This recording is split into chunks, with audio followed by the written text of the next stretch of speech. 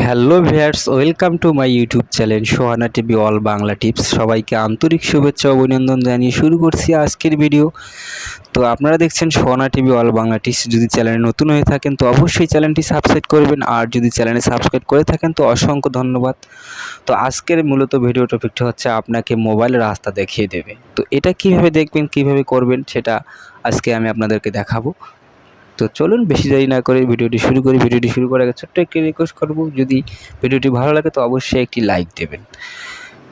তো এই কাজটি করার জন্য আমাকে প্রথমে তো আমার ফোনের গুগল ম্যাপসটাকে ওপেন করতে হবে। তো আমি আমার ফোনের গুগল ম্যাপসটাকে ওপেন করব এখন। তো আমি আমার ফোনের গুগল ম্যাপসটাকেও খুঁজে বার করতেছি। আপনারা আপনার ফোনের গুগল ফোন আছে, প্রত্যেকের ফোনে কিন্তু গুগল ম্যাপস দেওয়া আছে। তো আপনারা এখান থেকে গুগল ম্যাপসটাকে ওপেন করবেন। তো আমি গুগল ম্যাপসটাকে ওপেন করলাম।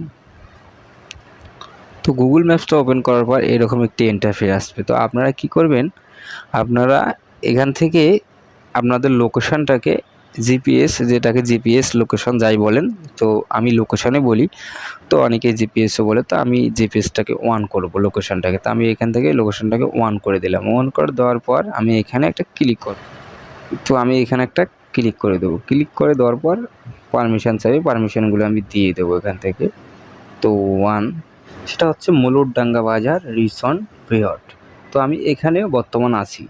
তো আমি এখান থেকে যদি ধরেন যে আমি এখান থেকে একটা অচেনা জায়গা যাব, ধরেন আমি জায়গা চিনি না, তো আমি রংপুর যাব এখান থেকে। তো নীলফামারী থেকে রংপুর যেতে কত সময় লাগবে এবং কোথায় কোথায় যাব, এবং চিহ্নটাকে আপনারা টাচ করবেন। টাচ করে দেওয়ার পর এখানে দেখবেন যে ইওর লোকেশন। তো আপনারা কী করবেন, আপনাদের এখানে লোকেশনটা দিয়ে দেবেন। আমি কোথা থেকে যাব, শুরু করব কোথা থেকে। তো আমি যেহেতু নীলফামারী থেকে শুরু করব, তো আমি নীলফামারী থেকে ক্লিক করে দেবো। তারপর এখানে আছে চুজ লোকেশন। তো আমি যেখানে যাব আর কি সেইখানকার লোকেশনটা। তো আমি এখন কোথায় যাব সেটা আমি এখানে লিখে দেবো, রংপুর লিখবো এখানে। আমি যেহেতু রংপুর যাব তাই আমি এখানে রংপুর। তো আমি রংপুর চিড়িয়াখানাটা যাব। তো এটা আমি জানি না যে রংপুর চিড়িয়াখানাটা ঠিক কোথায় অবস্থিত আছে, এটা আমি জানি না, কিন্তু এটা আমি মোবাইলের সাহায্যে এইখান পৌঁছে যাবো। আমি কাউকে জিজ্ঞেস করব না যে এটা কোথায় আছে। তো আমি মোবাইলের মাধ্যমে দেখে দেখে চলে যাব এই রংপুর চিড়িয়াখানাটা ঠিক কোথায় আছে এবং যাইতে আমাকে কত সময় লাগতে পারে। তো এই যে আমি চলে আসলাম, এটাতে দেওয়ার পর এখানে ক্লিক করলাম। ক্লিক করে দেওয়ার পর আমি এখানে কিন্তু চলে আসলাম। তো আমাকে দেখাচ্ছে ম্যাপসে যে যদি আমি নীলফামারী থেকে রংপুর যাই তাহলে আমার 1 ঘন্টা 31 মিনিট লাগবে চিড়িয়াখানা পৌঁছাতে আমার। তো এটা কিন্তু রংপুর চিড়িয়াখানা আমার এখানে। তো যারা রংপুরে থাকেন তারা অবশ্যই চিনবেন রংপুর চিড়িয়াখানা এখানে। তো আমার লোকেশান দেখাচ্ছে এখানে, যে আমি রংপুর চিড়িয়াখানা যদি পৌঁছাতে যাই সেক্ষেত্রে আমাকে 1 ঘন্টা, এটার সময় আর কি পরিবর্তন হয়। আপনি যত স্পিডে যাবেন তত স্পিডে আপনার সময় কমতে থাকবে, আর যদি স্পিড যত, এখানে কিন্তু স্পিডটা উঠতে থাকবে। তো আমাকে এখানে 1 ঘন্টা 23 মিনিট দেখাচ্ছে, অর্থাৎ এখান থেকে নীলফামারী থেকে রংপুর চিড়িয়াখানা যেতে 59 কিলোমিটার রাস্তা পড়বে। তো 1 ঘন্টা 23 মিনিট লাগবে।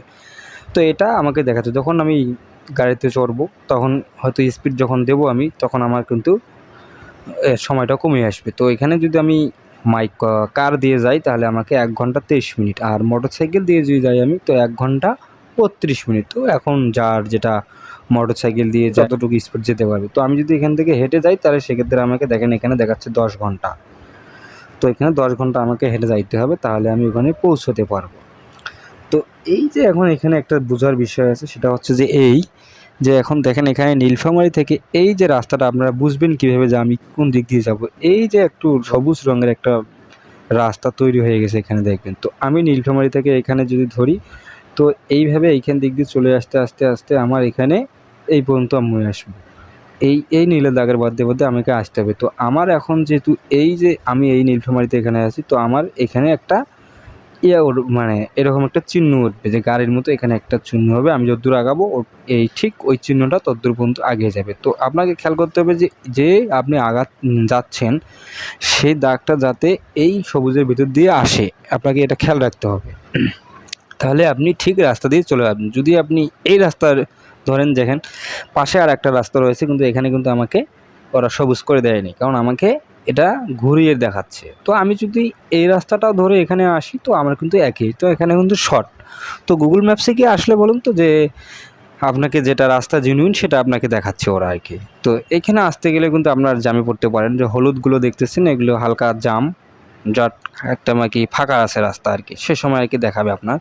তো এখানে লাল দেখতেছি সৈয়দপুর, এখানে হয়তো কিছু জাম থাকতে পারে আমার, এখানে দেখতে লাল দেখাচ্ছে, তো এখানে কিছু জামও আছে হয়তো বা, এটা জুম করলে এটা কি জায়গাটা আপনাকে দেখাবে যে এটা কোন জায়গা, ঠিক আছে।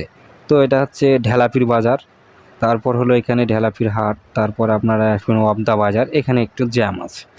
এই যে লাল রং হয়ে গেছে তার মানে এখানে বুঝতে হবে যে এখানে কিছু জ্যাম রয়েছে, তো আপনারা অন্য রাস্তা বিকল্প ধরতে পারেন সেক্ষেত্রে, কিন্তু আপনাকে মনে রাখতে হবে যে এই দাগ অনুযায়ী আপনাকে আসতে হবে। তারপর ওয়াবদা বাজার থেকে আমি এখান থেকে যদি বেরিয়ে আসি, তারপর এখানে আছে সৈয়দপুর থিম পার্ক। তো সৈয়দপুর থিম পার্ক এখানে পাবেন আপনারা, এই দিক দিয়ে আসতে হবে আপনাদের। তো আসার পর এখান থেকে আরেকটু জুম করে দেখি যে এটা কোন জায়গা, তো আমি এখানে দেখতে পারি সৈয়দপুর বাস টার্মিনাল পর্যন্ত আমি আসলাম, তারপর এখানে আমাকে মেন রোড, তো আমি মেন রোড দিয়ে যেতে থাকবো এখান থেকে, যেতে যেতে আমি এই রাস্তা দিয়ে চলে যাব। তো পাশে কি কি রয়েছে না আছে আপনারা এখান থেকে জুম করে দেখতে পারেন। তো এইভাবে জুম করলে কিন্তু জায়গাটার নাম দেখাচ্ছে এখান থেকে, কি এটা কি ব্রিজ সেটাও আপনাকে এখান থেকে দেখিয়ে দেবে ওরা। তো এটা হচ্ছে চাকলি ব্রিজ, তো এটাও আপনাদেরকে দেখাবে। তারপর এখানে ফজিল উচ্চ বিশ্ববিদ্যালয়, তো এখানে যতটুকু ধরা যায় আপনারা এখান থেকে সব কিছু দেখতে পারেন। যদি এখন আমি অচেনা লোক গিয়েছি, তার আমি তো রেস্টুরেন্ট এখানে থেকে জানি না, এখন এইখানে রেস্টুরেন্টটা কোথায় আছে সেটা কীভাবে বার করব। তো এটা আর আমি তো রেস্টুরেন্ট এখানে থেকে জানি না, এখন এইখানে রেস্টুরেন্টটা কোথায় আছে সেটা কীভাবে বার করব। তো এটা নিয়ে আমি একটু পরে ভিডিও দেবো আপনাদেরকে, যদি এইরকম ভিডিও দরকার হয়। তো আমি জানি আপনারা পারবেন, এটা কোনো কঠিন কাজ না, এটা আপনারা করতে পারবেন, প্রত্যেকেরই ফোনে ম্যাপস আছে, তাই আপনারা করতে পারবেন। তো যদি ভিডিও লাগে তো আমাকে কমেন্টস করবেন, আমি ভিডিওটা আপনাদেরকে দিয়ে দেবো, সমস্যা নেই। তো ভিউয়ার্স, তো সবাই ভালো থাকবেন, সবাইকে আসসালামু আলাইকুম অভিনন্দন জানিয়ে শেষ করছি আজকের ভিডিও।